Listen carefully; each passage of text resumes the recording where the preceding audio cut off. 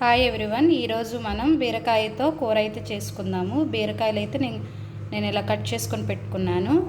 అలాగే పెసరపప్పు కూడా మనం కూర వండే ఒక 20 మినిట్స్ ముందు నానబెట్టి అయితే పెట్టుకున్నాను. స్టవ్ ఆన్ చేసి ప్యాన్ పెట్టి ఆ ప్యాన్లోకి ఒక 3 టేబుల్ స్పూన్ ఆయిల్ అయితే వేసుకుందాము. ఈ ఆయిల్లోకి మనం కట్ చేసుకొని పెట్టుకున్న ఉల్లిపాయలు, కరివేపాకు వేసుకుందాం. అలానే పోపు దినుసులు ఒక 1 టేబుల్ స్పూన్ అయితే వేసుకుందాం. వీటిని మనం ఒకసారి కలుపుకుందాం.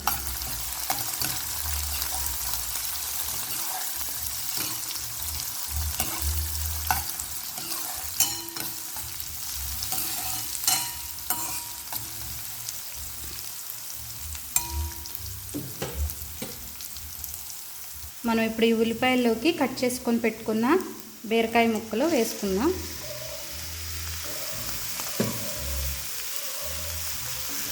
వీటైతే ఒకసారి కలుపుకుందాం.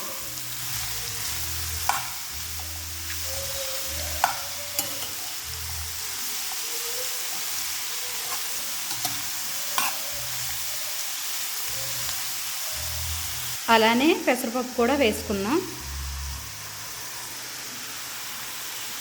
దీన్ని కూడా ఒకసారి కలుపుకుందాం.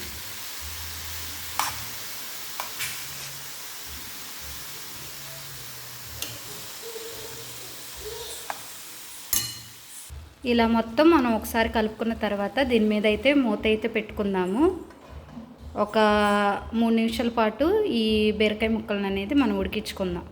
మనం ఇప్పుడు మూత అయితే తీసి చూద్దాము. సో మనం ఇప్పుడు బీరకాయ ముక్కల్లోకి ఒక 1 టేబుల్ స్పూన్ పసుపు,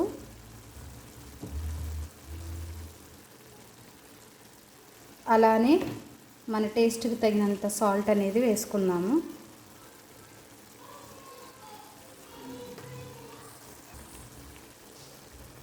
ఒకసారి కలుపుకుందాం.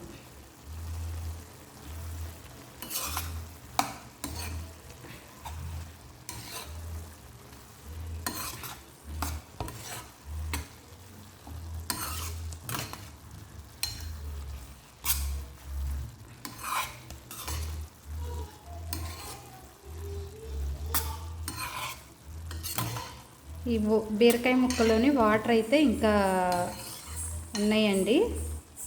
మరొక 2 నిమిషాలు మనం ఈ కూర అయితే ఉడికించుకుందాం.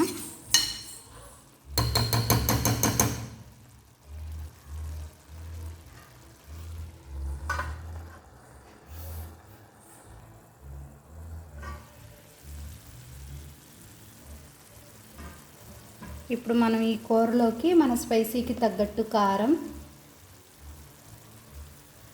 బీరకాయ కూరలోకి కారం అయితే ఎక్కువ పట్టదండి. సో అలానే ధనియాల పౌడర్,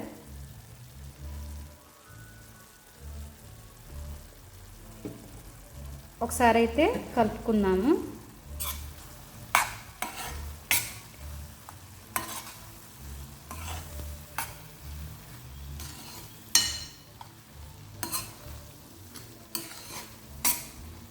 ఇప్పుడు మనకు కారం అలాగే ఉప్పు సరిపోయిందో లేదో చూసుకుందాం.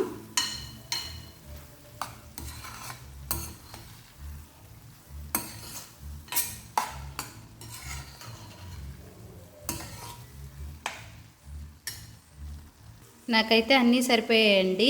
మనం ఈ కారం కొంచెం ఈ ముక్కకు పట్టేంత వరకు ఒక 1 నిమిషం పాటు అయితే మనం ఉడికించుకుందాం.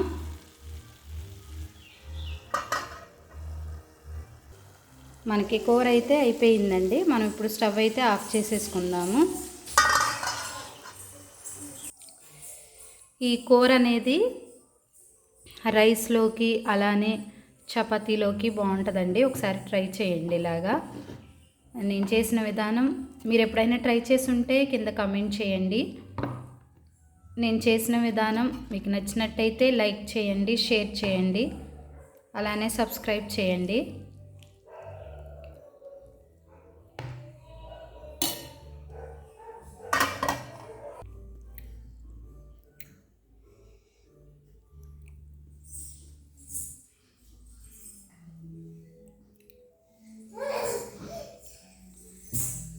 Thank you for watching.